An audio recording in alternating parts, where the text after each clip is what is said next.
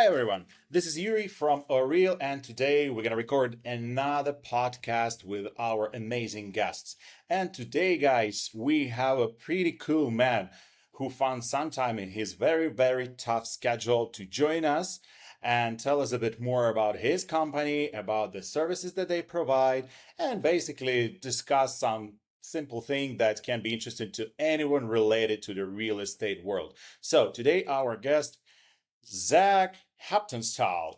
Give a big round of applause. That's not a lot of people sitting around me. However, Zach, thank you for joining us today and say hello to our listeners. Yeah, thanks so much, Yurii. Really excited to be here, man. Thanks for making the time. I know that we had some scheduling challenges, but here we are making it happen. So really excited to be here and hope to bring some value to the guests. Yeah, I do appreciate that you found the time for this podcast. So we're not gonna talk about this anymore. Let's dive into the conversation and talk about the technical details about the company, about the guys, what you do, and in general, what do you think gonna wait for the company like yours in the future?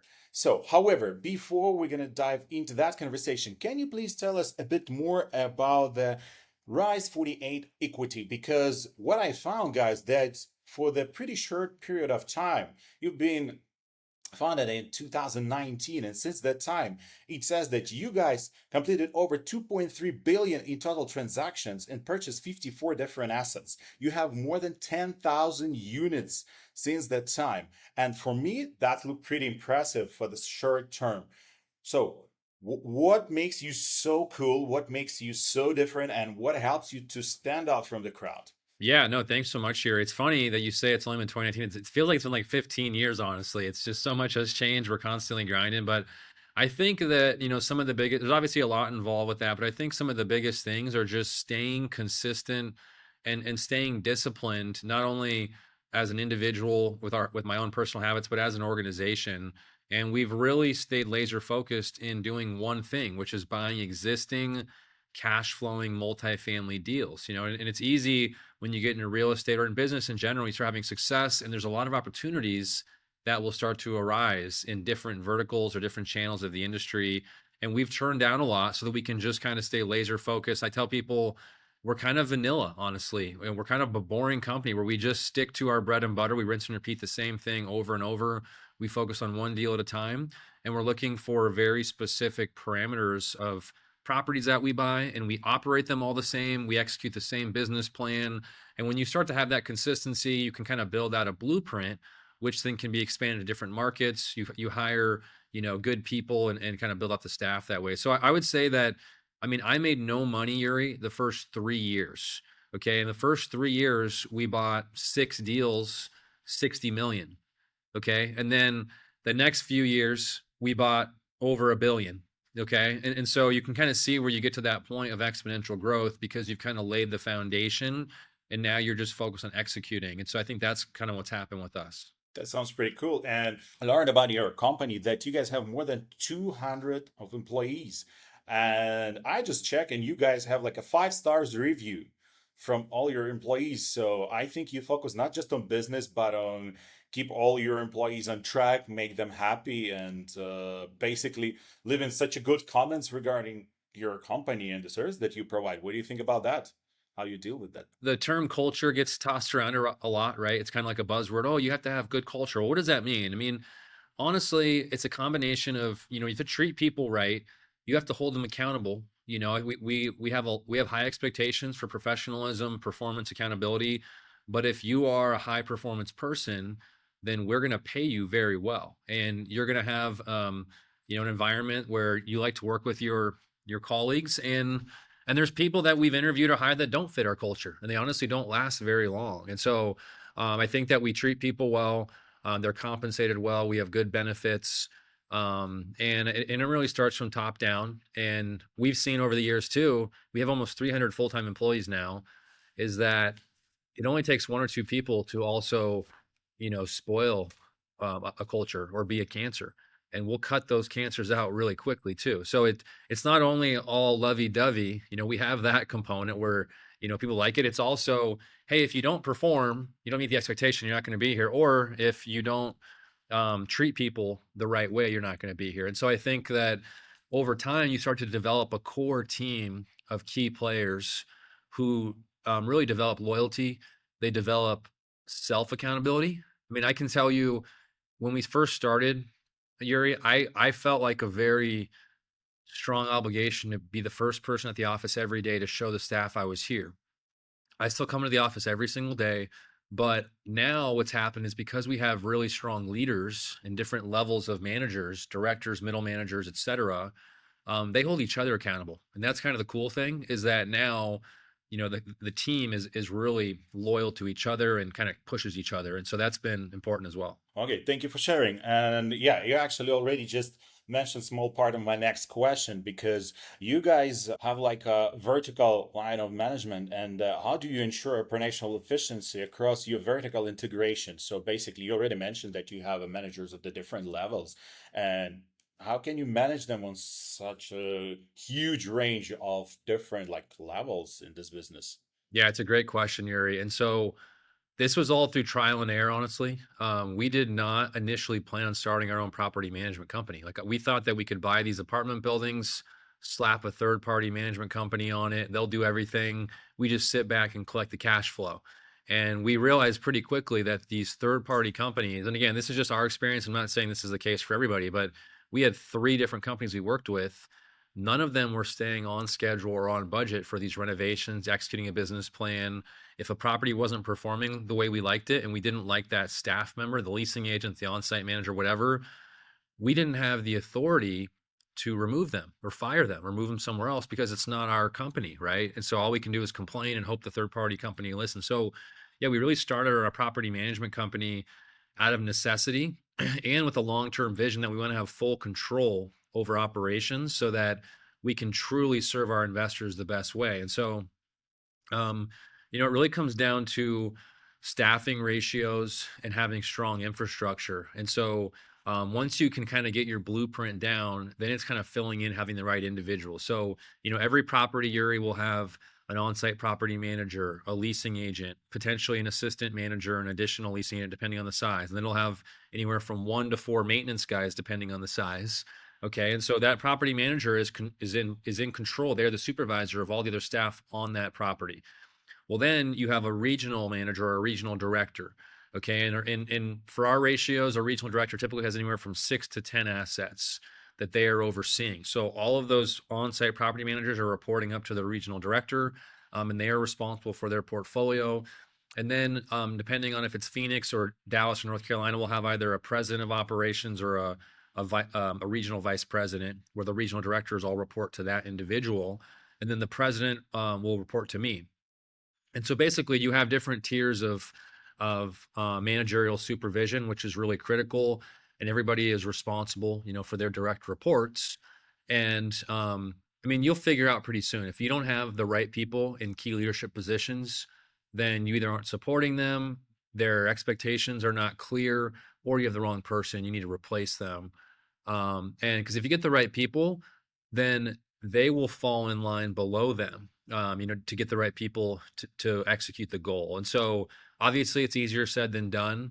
But, again, like when you get that core group of people, like we've got core people in all of our departments, like operations, investor relations, marketing, accounting, that we really trust. And they're well compensated and they're loyal to us and we're loyal to them. And even if we have turnover of more entry level staff, we know that our leadership teams will make sure that their department is really bolstered down. And so, that's kind of where it comes down to is you have to empower your leaders, support them, but also hold them accountable, right? And they need to understand that there are results that have to be met here. And so that's kind of how we've created that. So basically, what you're saying that if you want to do something right, you need to do this by yourself. Yeah, initially you do. Yeah, initially you do. And then you got to get people in that can help you out here. So that's right. I understand like when you have internal team and you have a reliable person there in the team, that's pretty cool. But also like we live in 21st century and that's everything not just about a team, but about the technology too. So can you Yeah. please share what kind of maybe tools do you guys use for your day-to-day routine? Maybe it's some, I don't know, CRM, maybe CRM system, maybe some management Yeah. platform. What helps you to keep your business so successful? Yeah, it's a great question, Yuri. And I think for any organization or company you're trying to build, whether it's real estate or any industry, not only do you need strong team members and complementary skill sets, but you need to be taking advantage of technology, right? And I'll be the first to tell you, I am not a tech savvy guy. Fortunately, my business partner, Bikram, our CFO and co founder, he has a very advanced background in systems and processes and implementing technology. So huge credit goes to him. But, we're using technology in a variety of different departments of the company. So, for example, you mentioned a CRM. Okay, so we use a couple different CRMs. We use HubSpot to manage all of our, marketing stuff with basically we have different investor lists that we manage all the contacts. We're doing mail campaigns, doing all of our PR. So our marketing team, is using HubSpot heavily. I think we have like the highest level that you can pay for on HubSpot, and it integrates with other apps like Calendly, to schedule calls with our investor relations team, things like that. And so that's all important because we do a monthly newsletter to investors. We are constantly sending out new investment opportunities. We are constantly getting featured in Yahoo Finance, doing PR campaigns, stuff like that. So we can really, kind of craft the narrative through HubSpot. And then as far as like internal operations and controls, we use Monday.com pretty heavily. Okay, which we use Monday.com for acquisitions. And so our acquisitions department, they're underwriting deals literally every day. Brokers are sending us deals from at least one or more of our markets. We're in Phoenix, Dallas, and North Carolina. And so they're constantly updating, what we have like a deal tracker section there. We have our accounting team uses Monday.com heavily. Our financial planning analysis team uses Monday.com heavily. It's just an easy way for our teams to communicate, and have visibility internally. We have our own construction company, Rise48 Construction. So not only do we do all the property management in house, we do all the construction management in house. And so our team has really built out a system and process. We use Acumatica to do a lot of our renovations and track a lot of that stuff. And so, yeah, I mean, we can continue. I know you have more questions, Yuri, but yeah, there's a variety of different things that we're utilizing as far as technology goes. Thank you for sharing that. Actually, some part of the technical solutions that you guys use, we also use internally in ORIL. So yeah, I definitely know what you're Nice. talking about. In my personal like opinion, I don't know, in my vision, I think that investment companies that like data driven company, where you guys getting data from and how do you make your decisions? Like what needs to be purchased and what gonna make some money for you and for your clients? Yeah, good question. So it really depends on kind of what dimension of the company we're looking at, but I can tell you that like we subscribe to CoStar and RealPage, which are basically data analytics companies for multifamily real estate, right? So they have economists. We pay them tens of thousands of dollars a year for their data on the different markets that we're in, demographics, median household income. I mean, just gives us a lot of information because every single deal that we're evaluating, we're looking at what is the local crime score, what is the local median income, what are the comparable properties nearby, and looking at a lot of those things when we're evaluating, the type of markets that we want to be in. And so, that's a big one. We also do a lot of manual data collection. Like for example, properties that we already own, our team is doing market surveys at least monthly, some deals more frequently, where we're basically shopping out what are other properties achieving for rents, things like that. We we also, as far as like on-site property management and lead generation. So, historically, Yuri, we used what are called ILS companies, like I think it's like independent listing service companies, what I think it stands for, which is like apartments.com, Zillow, et cetera. Third party companies are supposed to generate leads for your properties to lease up. And the summer of 2023, we were just seeing really slow leads. Like we track all of our leads. We have a property marketing department, which is separate from our investor relations marketing department, like to raise money. It's just basically responsible for all the social media sites, the property level websites, tracking leads. So we're tracking leads every single property, every single month, and we want to see at least a 100% ratio of leads each month, meaning that if it's 100 units, I want at least 100 leads, and I'm going to have 3 to 5% of those convert to actual leases, right? Well, we saw our leads dropping off significantly. We're paying the highest, most premium package for these third-party companies, and it's not making a difference. So we said, you know what? We need to completely change our marketing strategy here in the tech companies that we're utilizing.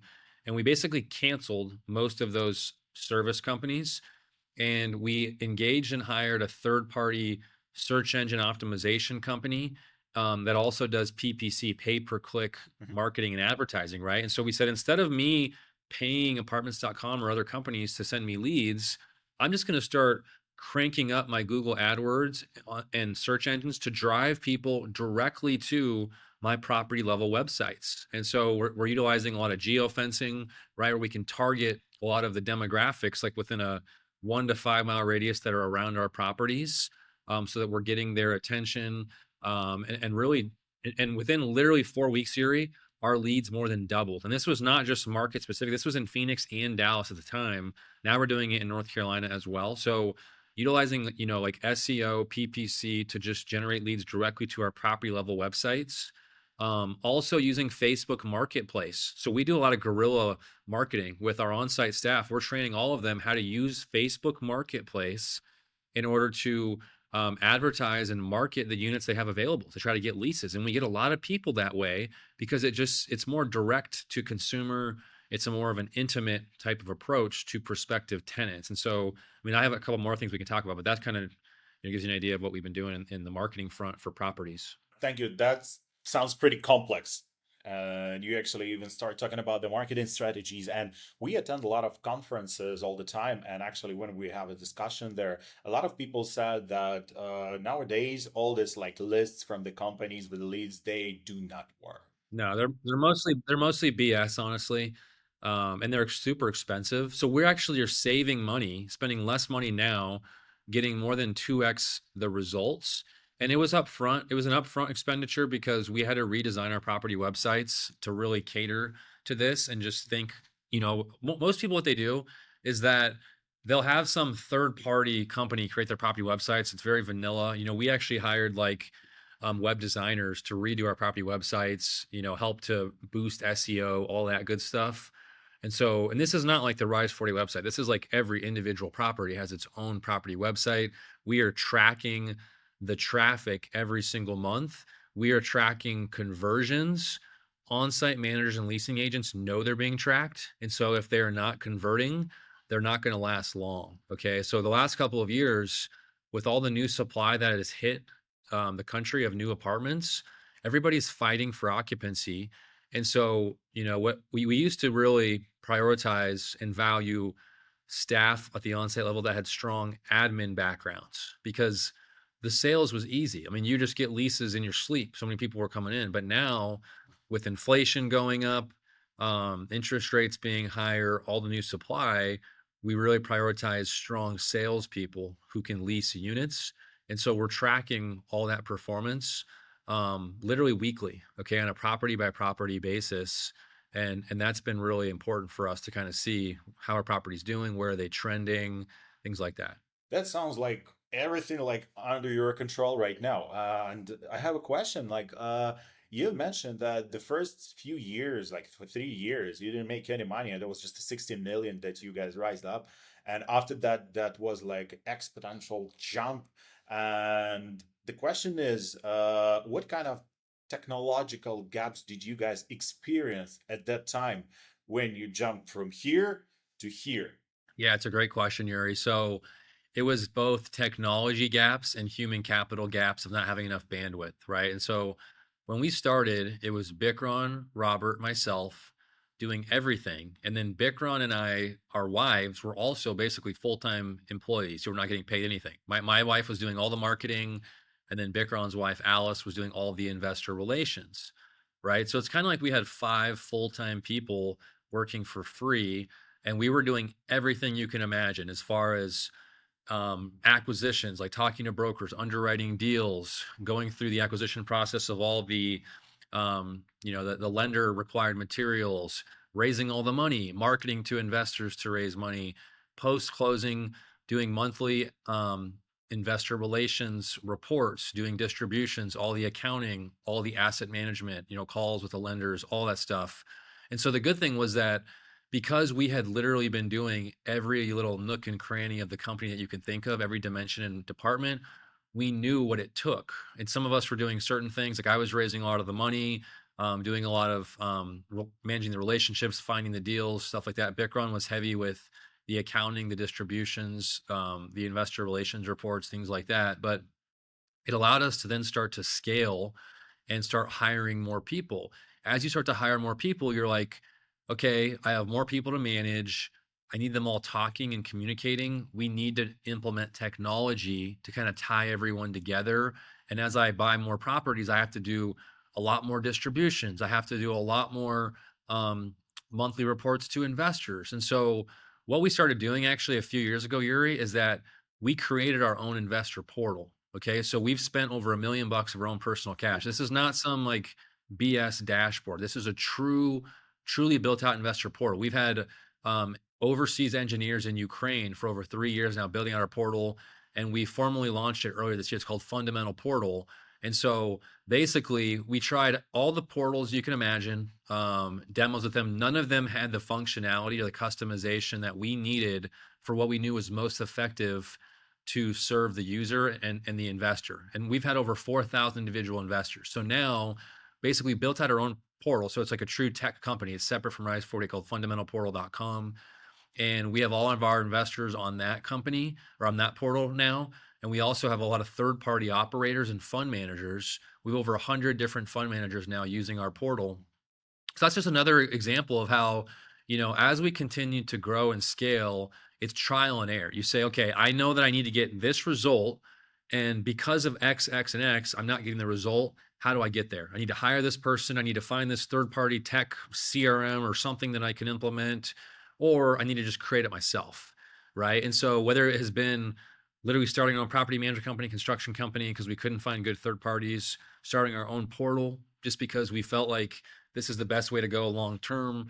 That's kind of what we've done. But we're not trying to create everything, obviously. There's other things that we've outsourced, like we talked about the CRM, things like that. But we actually are working now on building out our own CRM functionality within our portal, and the designers are adding that now. So the cool thing about starting like a tech company or a platform like that is that you can always be evolving and improving it, okay, with your web designers as new needs come up, things like that. And so yeah, I mean, there was a lot of different gaps, like just having an internal CRM so that everybody understands, for asset management and renovations, okay, how many units are being tracked, things like that. I mean, we had to have a guy that kind of built out our whole Acumatica process with renovations. I mean, name an apartment and we've had to develop something for it. And so that's kind of how we've done it. That sounds pretty cool. I mean, if you didn't find something that fit your needs, you just create it. Yeah, you just create it. And easier said than done. I mean, fortunately, you have your core business that starts to get off the ground and is doing well and generating profits and revenue. We've taken that revenue and we've reinvested it into infrastructure, right? To kind of you build ancillary companies around the core business, which make the core business more insulated, more sustainable, and stronger for the long term. And then you try to get these ancillary business profitable on their own as well. And so it just kind of helps the overall cause. Yeah, and that's kind of cool that you have this angle of vision on this particular situation, so that you have to build not your internal team, but your internal solution. So you hire some professionals to make something that you need, that something that will make money for you, and do it right. So, and you said that at that time you need to develop that. Let's say at this point, where are you now? Is there any mm, I would say, specific tool that you would like to develop in the perfect world? I mean, let's say something that will make your life easier. You have some issues, let's say, and you want to relieve this headache, and you need to develop something. It's not supposed to be something like specific, but in general, is there any dream tool that will help you to run your business even more successfully than now? Yeah, it's a great question, Yuri. So, I can't think of like a specific tool right now off the top of my head, but I can tell you that the beginning of this year, I know we're recording this here at the end of 24. So I'm saying the beginning of 2024, I started reading books by Dan Sullivan, who started an entrepreneurial coaching program called Strategic Coach. So some of you have probably read like Who Not How, 2X to 10X, things like that. And the whole idea and the concept is how to create a self-managing company. And it doesn't mean that as the CEO or the founder that you just create a self-managing company and you don't do anything. It means that you take yourself out of the day-to-day grind so you can focus on growing the company in larger, more strategic partnerships. And so this entire, so I started reading those books. Then I ended up, I joined that program. So I'm going to like quarterly entrepreneurial workshops with Strategic Coach, and I am obsessed with creating a self-managing company. And what that means is becoming more efficient overall and finding the right people or the right tools that can take more off of my plate and even more off of our key leadership members' plates so they can be doing their highest and best use, most impactful work. Okay. Instead of getting bogged down with like clerical or nitty gritty stuff. And so, as an example, I've traditionally raised most of the money. I have managed all of our capital raiser partnerships, fund manager partnerships, and it just became a grind. We've had over 100 different capital raiser partnerships. I'm not talking about individual investors. I'm talking about other people that are raising money into funds and deploying it to our deals. I simply ran out of bandwidth to do all the other stuff I have to do as CEO. So a few months ago, I hired a vice president of capital formation, a key hire who basically handles all of that. And that is their primary focus. And that's freed me up a ton. I've gone through a few executive assistants. I had to fire a couple of them this year. They just weren't very good. But now I have a really good executive assistant. And she basically is just on autopilot for I was getting caught up in like the minutia of replying to emails, to schedule phone calls and meetings and stuff like that. And now it's so easy. I just copy her, say, hey, schedule this. So many of you may have executive assistants or whatever. I took a while to even get a good one. And that's a big factor. And now we're looking at, our core team, our top 5 or 10 people in the company. And I'm sitting down with each of them and I'm basically saying, okay, what all do you do? And let's figure out what is your highest and best use. And some of the stuff that you shouldn't be doing, can we either eliminate it? Can we delegate it to technology? Or can we delegate it to another team member who we already have? Or do we need to add a new position? Because it's kind of like the 80-20 rule, Yurii, right? And so you want to be focused on like, what gets you that most impact. And so for me, I can't think of one tool specifically, but it's holistic. It's holistic. And we've started recently, a few months ago, we started a third-party property management company because some of our lenders are reaching out to us saying, hey, you guys are doing a great job managing these assets. We're having trouble with other borrowers. And so they've had to foreclose on other people. And they asked us if we would manage for them to get these properties back on track. And so we saw an opportunity in the marketplace to grow this company because there's a lot of distress right now. So we started a third-party management company. We recently just took over 900 units in Dallas. We just took over 100 units in Phoenix. We have 1,000 units now. I'm taking over 800 units in Dallas for a lender in Q1 here of 25. So what we did is we gave a couple of our key employees equity in that company so that they can run it. And we said, hey, go run this thing, hire people out, delegate it out, let's build it. And it's just another recurring fee revenue model. And we can implement our marketing strategies, things that we do to help these third parties. So anyways, that's kind of the way I'm thinking now is like, I need to find the right people to put in the right spot to grow the core business and to also create and develop other future businesses. Sounds pretty good. Sounds like a plan. We've already started talking about the delegation of some specific tasks and about finding the right people or right technology. What do you think about the AI? Because that's some question that everyone is talking about. Like every single time when we go into some conferences, that's a lot of new startups who has the AI in their name. So artificial intelligence all over the place. And my question is, what do you think about that? And how do you think the AI will impact the functionality and the internal processes in companies like yours and the real estate market in general? Yeah, no, it's a great question. Obviously AI is another thing that's kind of like a buzzword, right? It's so expansive. It's like, what does it mean exactly? What does that mean? What is AI? What's not? I think that in general, I can tell you that my macro view is that however I can be utilizing AI or technology to make our business more efficient and save costs, I want to be utilizing it, right? And so we definitely want to be taking advantage of it. I think that, a few years ago, AI is coming out and I still kind of feel this way. You're kind of like kind of worried about it, right? Like, hopefully it doesn't like develop its own mind and like take over like the Terminator movies, right? Every single time when we're talking about this topic, every single time we're going back to the Terminator, Yeah, especially the second that's part. hilarious. Yeah, exactly. Yeah. So, and I agree with that. It's like, okay, well, let's be careful, but at the same time, it's like it's not going anywhere. Okay, you cannot stop it. And so, what are the good parts of it? Everything has goods and bads, right? And so, like, how can we leverage it for good to help our business? We definitely want to be embracing that. Now, I can tell you that, like for our property management software that we use, there is AI functionality where if a tenant or a prospective tenant or resident is like calling or they're inquiring online about wanting to potentially lease a unit and it's after business hours, there's not an actual person in the office, then we have like different bots that can be like a chat bot online, or it can be answering a phone call and saying, hey, what are you interested in? And the person can say, I want to look at a 1-bedroom apartment. And it knows it's automatically programmed to say, okay, well, we have 1-bedroom apartments available at X price. Do you want to come in tomorrow to set up a tour? So basically, it's been valuable in that sense, Yurii, that we've been utilizing it, because previously, before we were utilizing this, if somebody calls after 5 p.m. and the office is closed, they have to leave a voicemail.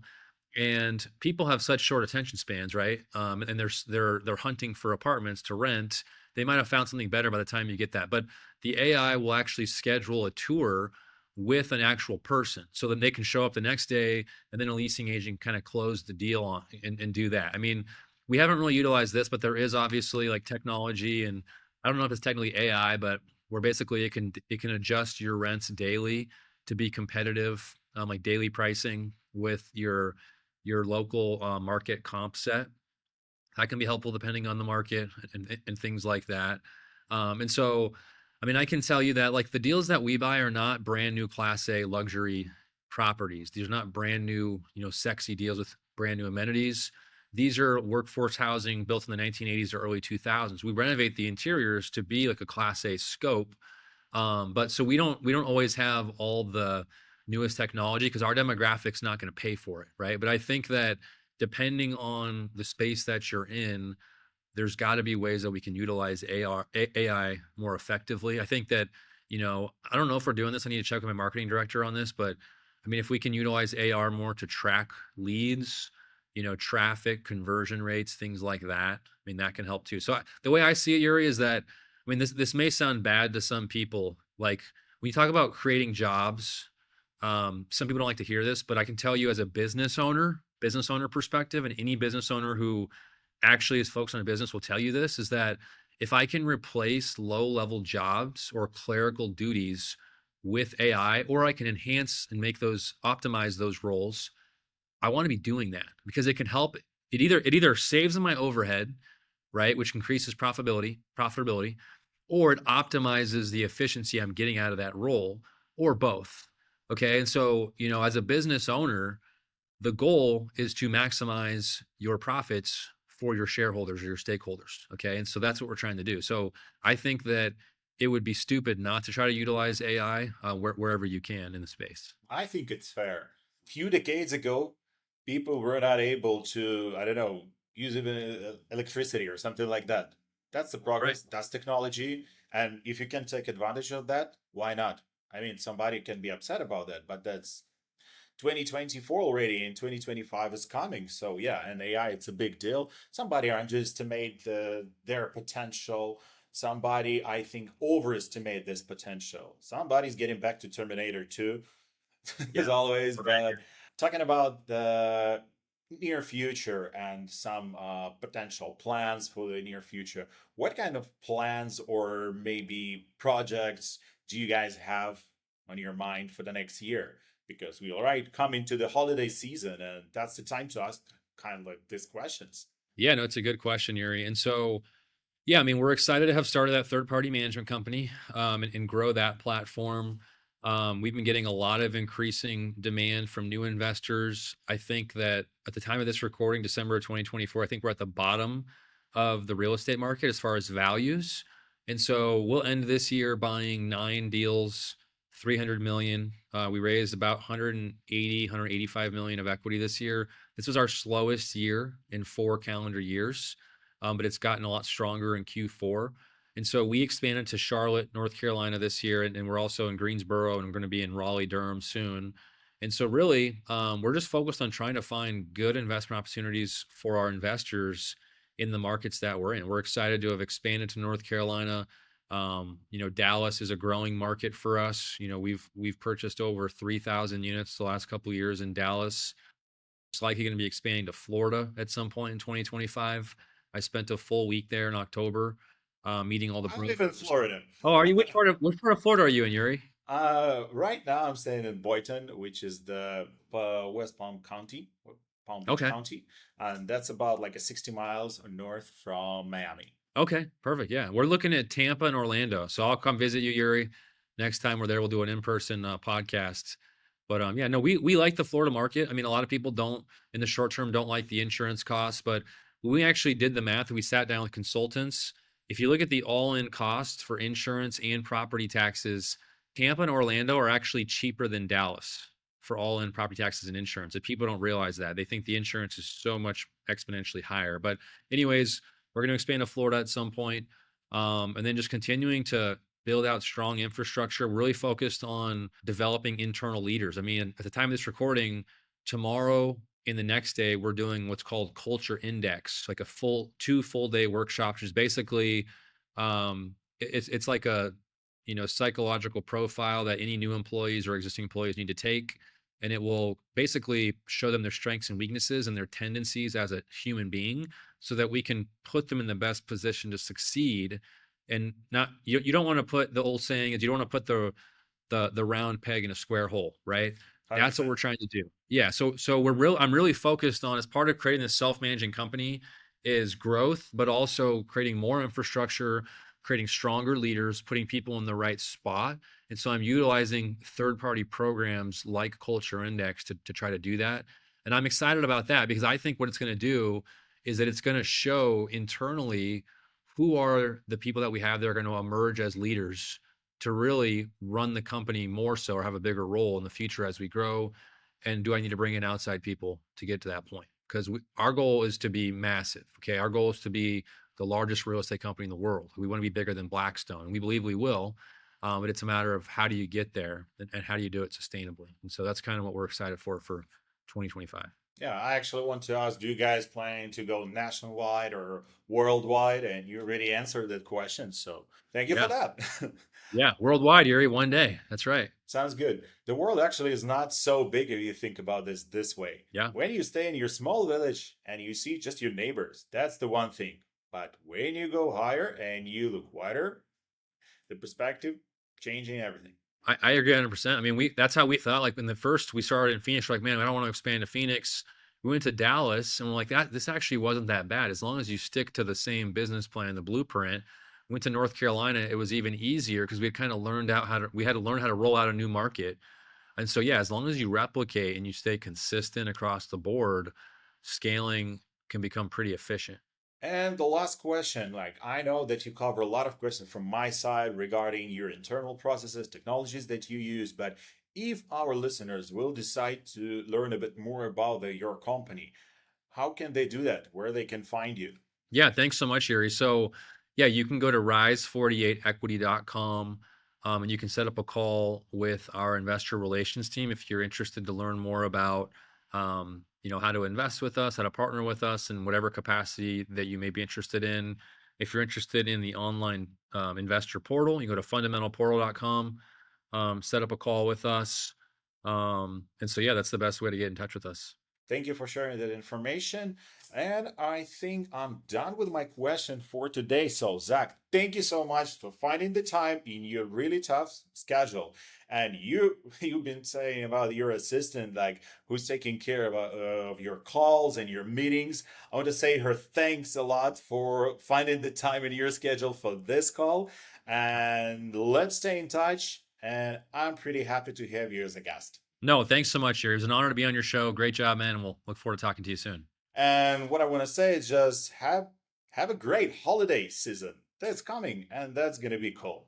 So thank you so much. Enjoy the rest of the day, enjoy the rest of the year, and big new plans for the new year. Have a good one.